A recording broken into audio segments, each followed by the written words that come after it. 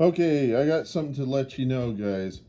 The reason why, and I'm going to tell this to the record industry, and this is to put a big gap between YouTube and UMG. And UMG is going to realize that YouTube is not their friend. And I'm going to lay this out plainly. Banner ads. The only people that can make money off of banner ads are people from foreign nations. In foreign nations, they don't observe our copyright law, and YouTube has given the rights for those people to collect from banner ads. That's the reason why illegal music makes its way on to YouTube. The reason why the videos get uploaded is because these people can make money off of the banner ads. So if you force YouTube to eliminate all banner ads from YouTube so as to not give anybody any incentive, especially not to give incentives to people that can upload copyrighted material, then you will have won most of your war, okay? But then you need to relinquish fair use for the rest of us guys because we're trying to make popular the music you're trying to sell. See, when you take down our videos where we're trying to make popular musicians that the children have forgotten about today, they they don't know what exists, you know? It's just like you could ask any child, who are the Beatles? They don't know shit, okay? They don't know who John Wayne is. You could talk about Buckaroo Banzai. They've never heard of the film. Most of the people under my age have never heard of Buckaroo Banzai. You don't know how many people don't know stuff about the past, and therefore you're not going to make any money off of that stuff. And by doing your copyright crap, you're not going to make any money anyhow. And to keep in mind, to everybody who's watching this video, keep in mind that the music industry is never going to be as profitable as it was in the 70s. And the reason why is because they had a captive audience. See, the only replayable medium that was available in the 70s were records, okay? We didn't have videotapes. We had cassette tapes. We had other tapes. We could record, make copies of our records. We could sell our records, okay? That they had that to compete with. They had all of that secondary sales of stuff. When computers came in, people started copying that stuff just rampant, and then they figured out that they could control that. And as with all of the people that sell software, people who do anything with computers, they can they can come up with a method by which to license music, but they sell you the license to the music, not the medium of the music, so you can't resell it to other people. Then they lower the price in such a way that you can make it easier for you. It doesn't make any sense to sell music today, but the thing is that there's people who buy DVDs and CDs. Those are going in short because they're not probably, they might make a CD or something, you can sell it off, but anything that you get digitally you can't resell, okay? And it's a license to use it. You don't get the actual music, and you can't really sell it off to other people. So with the new licensing, the way they license stuff rather than giving you the actual medium, they don't have to compete with that other market of people trading stuff. And that actually creates an economy within itself between people who are going to possibly make money off of collecting music, okay? But the thing is they don't understand that by limiting people's ability to use their content on YouTube, they're actually preventing people from discovering that old content. They probably don't give a care. And I could say this to the older musicians that are looking to get money from the record company, or they've got their music. If you've got copyright on it, if you've got ownership, you've got control, I'd take it out of those guys, and I would sell it on your own, and I would use it to promote your shows. I would look to musicians who could also replicate your content, and then you would get royalties off of them, you know. But don't do it through UMG because they don't have you in their best interest. The way that they bring in new artists is to actually charge extra.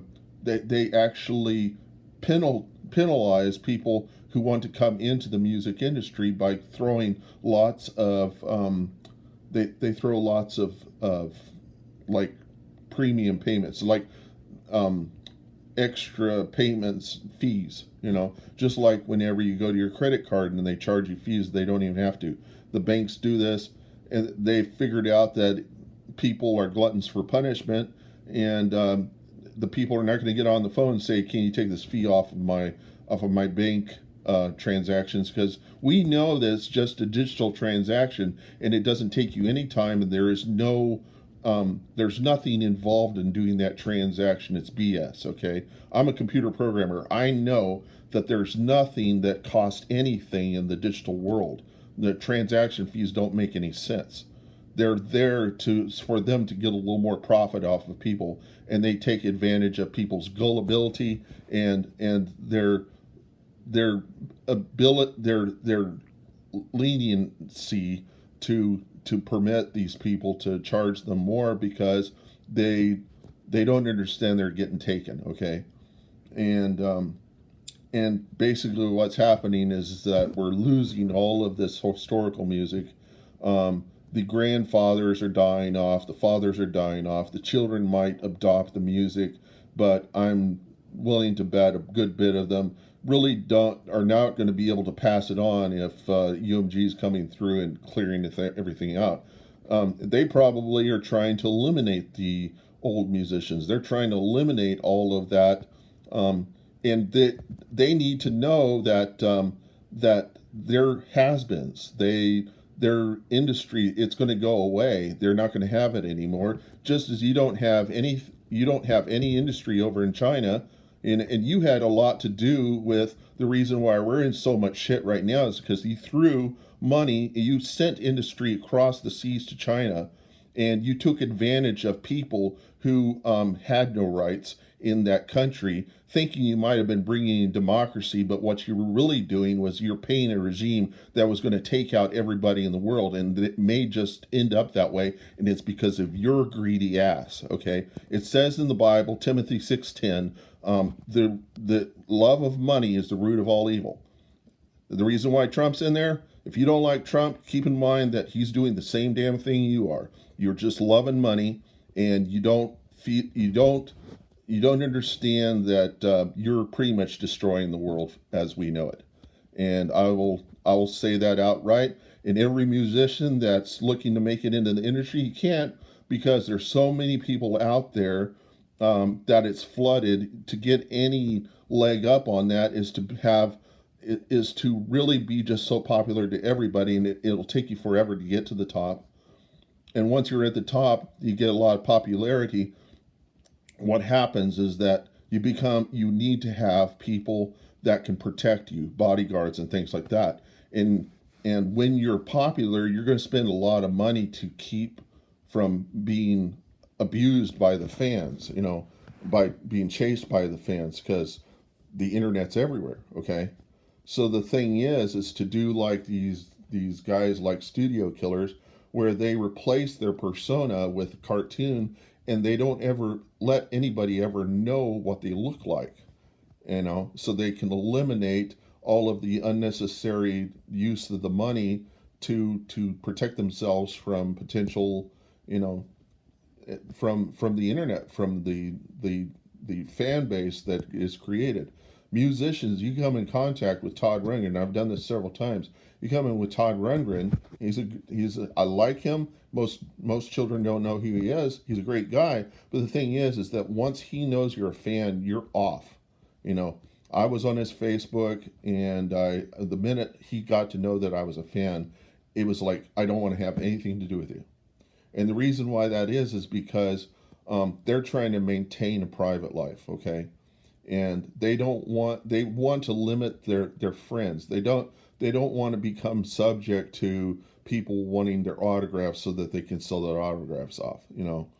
It's using them, and they don't want to be used. They want to provide music.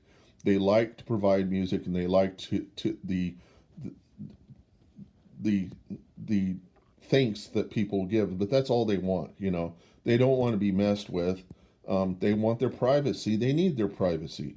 that's one thing we need all through this world. And with the cell phones and all that stuff, that we it makes us accessible, you know.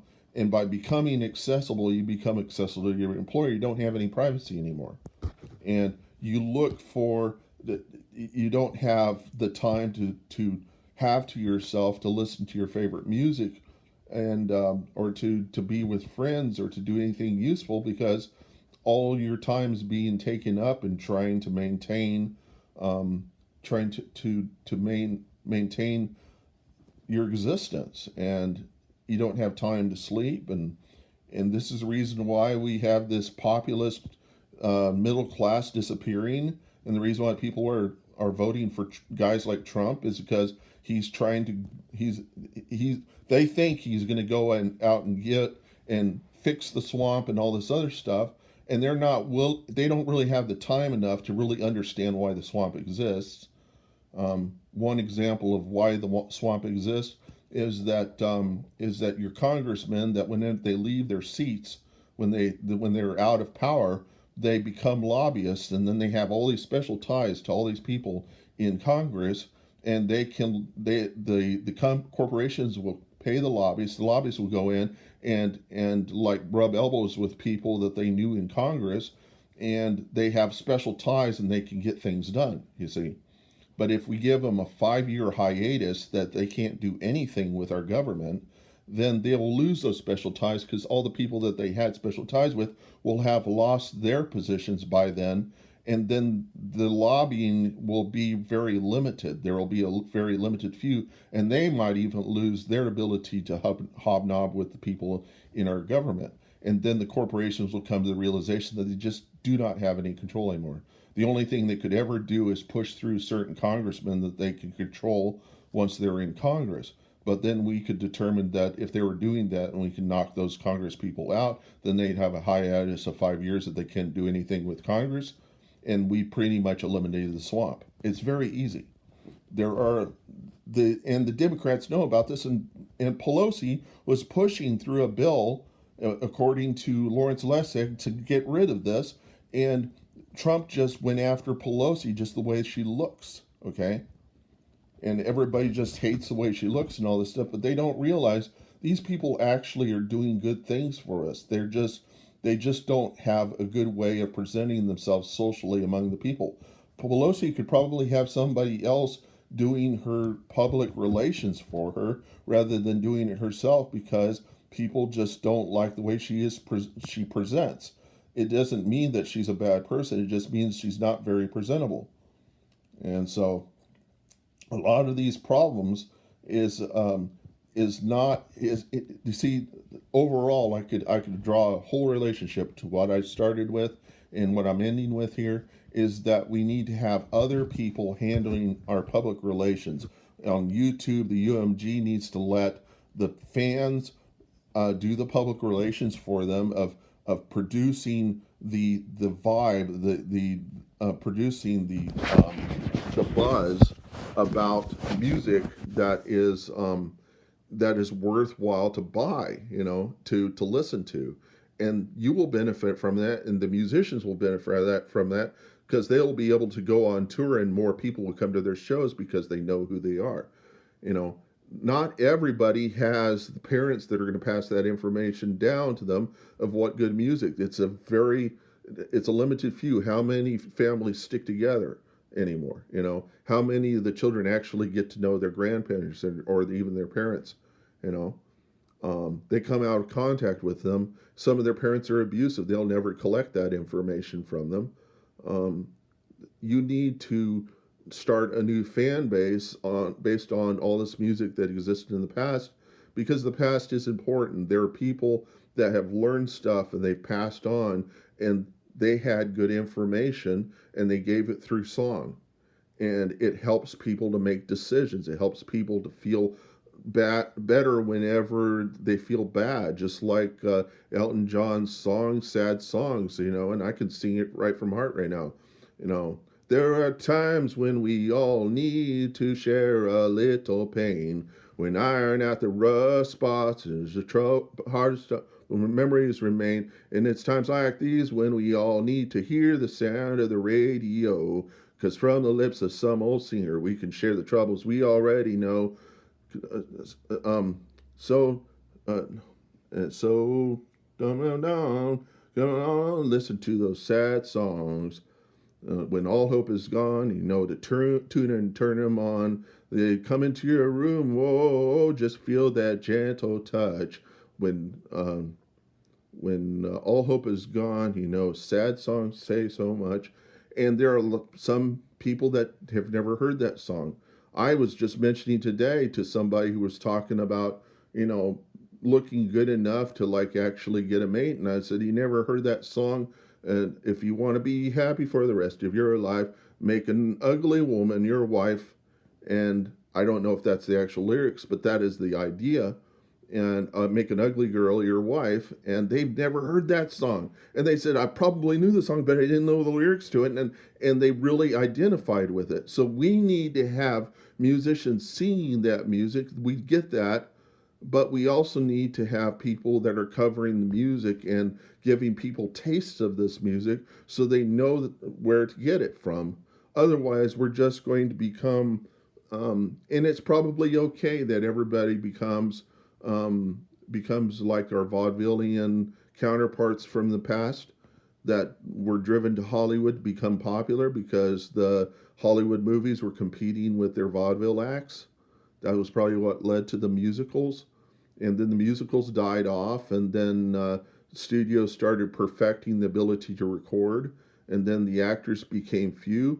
There's ways I can fix that. The actors can turn to VR virtual reality video and actually own something that Hollywood can't even touch because Hollywood hates the fact that within VR you cannot use telephoto lenses because you lose the 3D effect. Okay, so it makes VR the perfect artist for the virtual reality video are people that are within 3 or 4 or 6 feet of the video. This makes it perfect for theatrical performances. Individual actors can be their own directors because you can't hide a film crew behind you in VR. And so people are circus performers, people have got vaudevillian acts, you know, or do theatrical stand up stuff. There is so much things that individuals can do with VR that Hollywood can't touch, that Universal Management Group can't even own. We could create a whole industry and make a whole lot of money on that industry as individuals, and UMG and none of those guys will have any way of getting in on it. Okay, we could eliminate them. We could do this with the musicians, the older musicians that need to provide a special concert. What we need to do is we need to increase the number of people that have virtual reality headsets. And with this COVID crisis, because of the limitation of people getting into coliseums and stuff to see sports and things, they are protected from COVID and VR. They can actually experience a football game or a baseball game. Imagine this: if you're somebody who is part of the football, in the people that own the football parks. Imagine this: you could just take a regular field, put professional football players on it. Nobody has to know where the field is. It could be out in the middle of nowhere. They play football. They're away from the fans. They're away from the potential of getting COVID. You can make sure they are all clean, and then they perform their actions of being able to play together. They're away from the potential of getting COVID, and then you put VR cameras all around that friggin' field, and then you have your overhead flying drones that are coming in to give a perfect perspective on that. You collect this information, you stream it across the internet. Maybe there's a delay on it, wouldn't even really matter. A 15-minute delay wouldn't even really matter. All of your fans are going to be in some virtual arena in VR experiencing being a part. Just go look at Oculus venues. You can have 100 fans in there talking to each other and experiencing a football game. And they could pay for that football game. They could also experience it in 3D. They could jump into the 3D and see the players playing, and it's like they're there on the field, and you're thinking, well, I couldn't make the same money that I could make in the Coliseum. You can't make that anymore. The other thing to keep in mind is you could have 5,000, you could have 50,000, you could have 500,000, you could have 5 million watching that game in 3D on the 50-yard line. Every single person on the 50-yard line. That will change the politics and the money and the drive of putting people into the games to understand, to be close to the football players. They could actually be within their helmets. They could have VR cameras with the helmets, and you could actually go and see what the football player, you could hear what they're saying, you could hear all the cussing and everything. It would be such a drive. You just don't understand that there are people out there that have better ideas than you on how to make money, and they're willing to give you that incentive. They're not going to try to own it. They might take you might give them a 5 or 10% stake if you can come up with something if they can come up with something that'll benefit you, and you benefit from that. But if you have such a grapple hold on trying to make money, such a love of money, you're just as bad as those people that send industry to China. And every Trump supporter needs to understand that you're a part of the problem.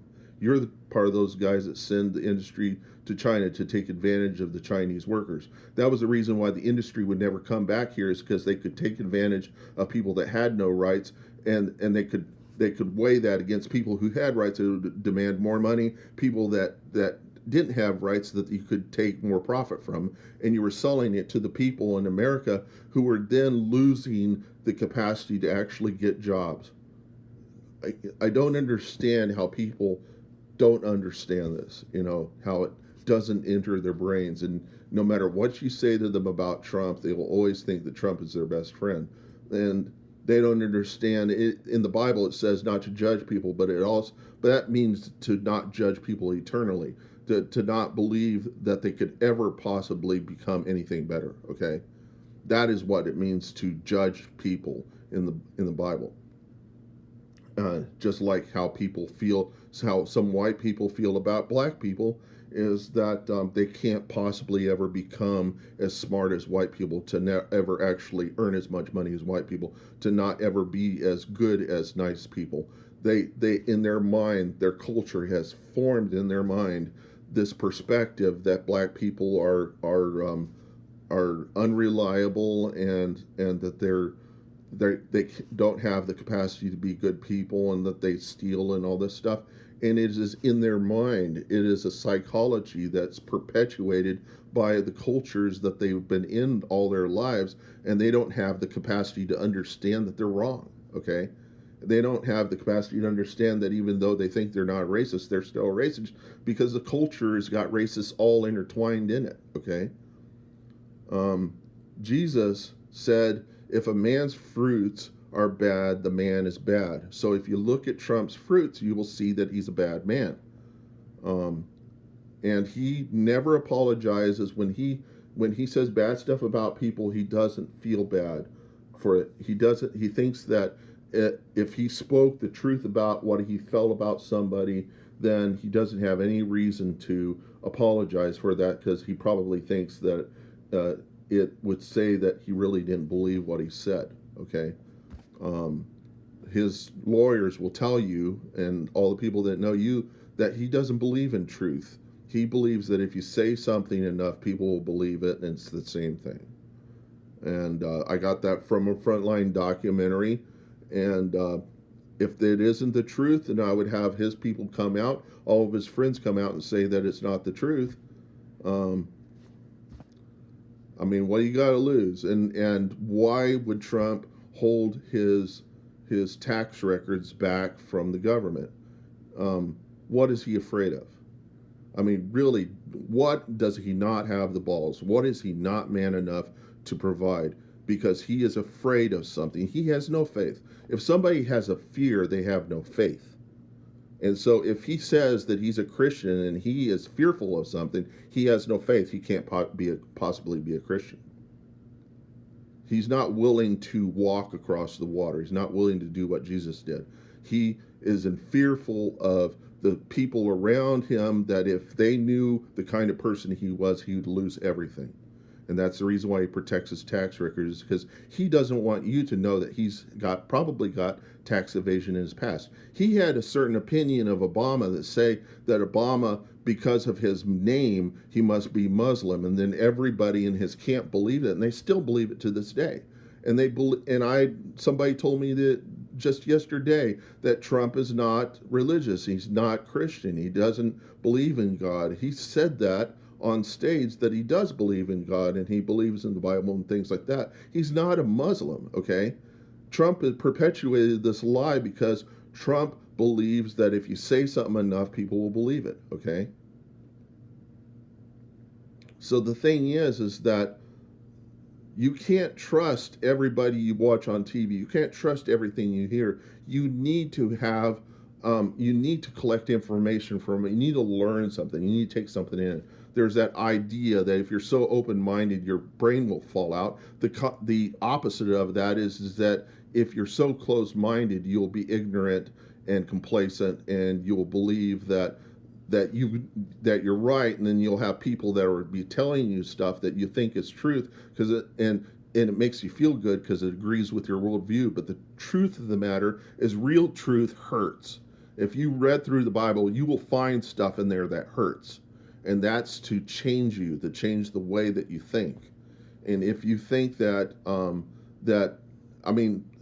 Christians, the Christians who think that they love God, are the ones that have collected like 10 or 20 verses that agree with them, and that's all they ever repeat. That's what they believe, but they don't listen to the other hundreds of other truths. That's okay. Keep in mind that nowhere in the Bible does it say to read the Bible, because the Bible didn't even exist whenever all of that stuff was written, okay? It says to keep in his word. That doesn't mean that you have to have the whole word. You can have some of the word and do really well. Jesus said that you can have a mustard seed of faith and do a lot with it. And so a mustard seed of faith, that means that you can overcome some fear, have a little bit of the word, and the very basics of the word is that you treat others as you would treat yourself, and by transitive relationship. Transitivity means that A is equal to B, B is equal to C, therefore A is equal to C. If I have a friend and the friend has a friend, then his friend is my friend because we have something in common. That's transitivity. So the thing is that the thing is that if you love God, and it says in the Bible that we're created in God's form, in his spiritual form. That is that we love people, and fundamentally we are like God. When we're born, we may not understand it. Our parents are able to show to us that people matter unless their parents beat them up, in which case they're going to develop a mistrust for adults and authority. That's what happens when people beat their children.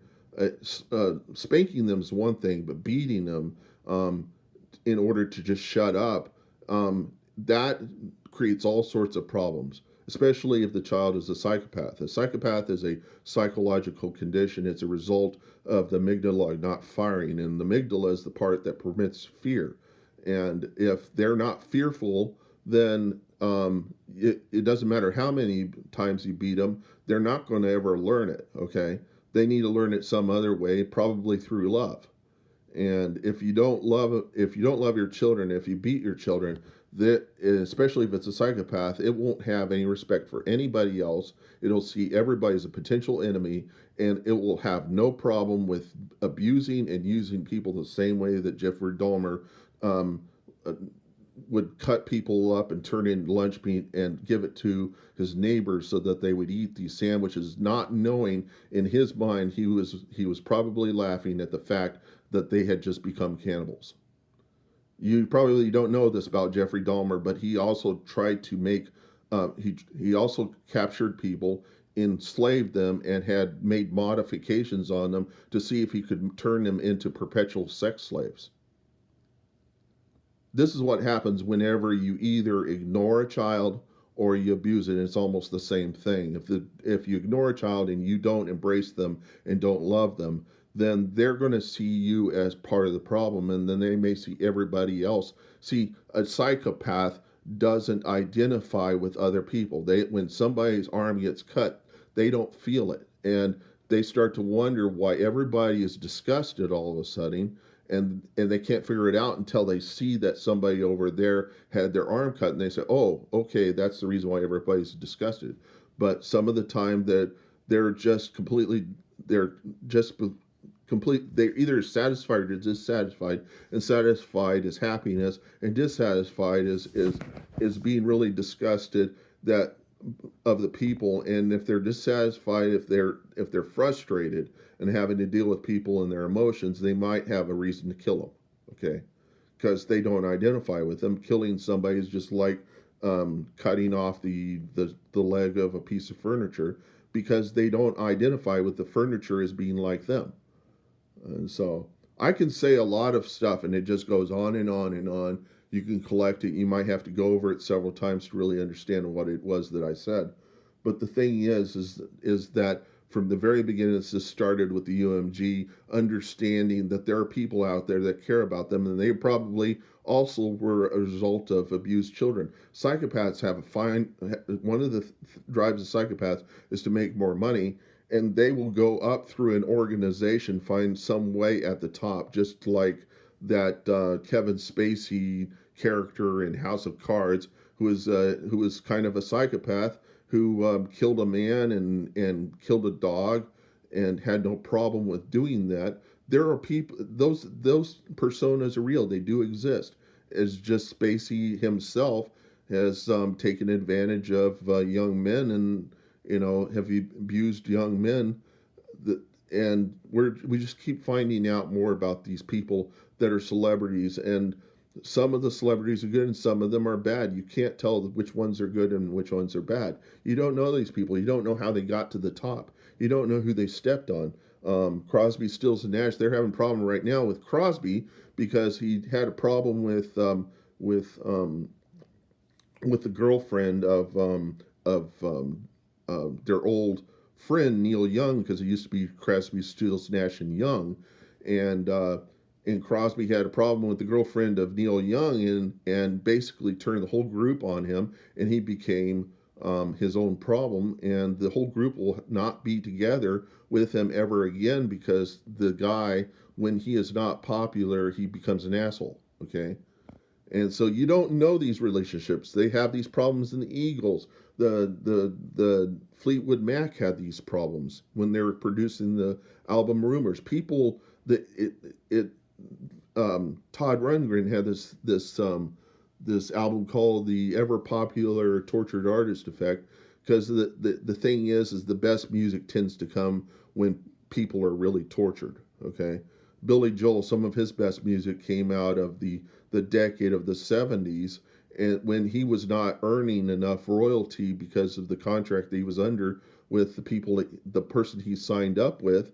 And it wasn't until the 80s that he was able to get a lawyer and actually pursue this and get proper payment, and actually, but then he got abused again because the guy who was managing him was taking his money, and pretty soon Billy Joel found he was close to bankruptcy because of this guy that was taking his money and using it for his own well-being. So this is a problem that artists have, and it may be that in the future artists may just be doing concerts in VR. They may not have any management. They may get rid of that. They may do all their studio work within their computers.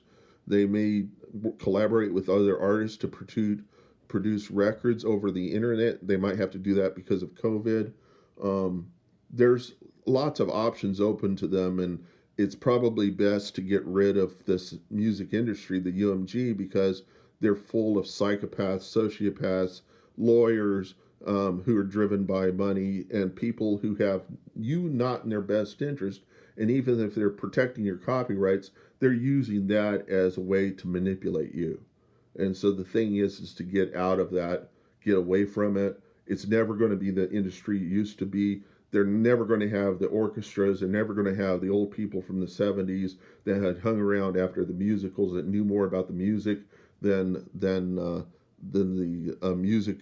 You know, there were a lot of people. There was great researchers, and those people don't exist anymore. And the people that are now are not as learned and able as those people were in the past because they didn't have exposure to actual swaths of different kinds of musicians, and those people went through terrible times. They went through World War II.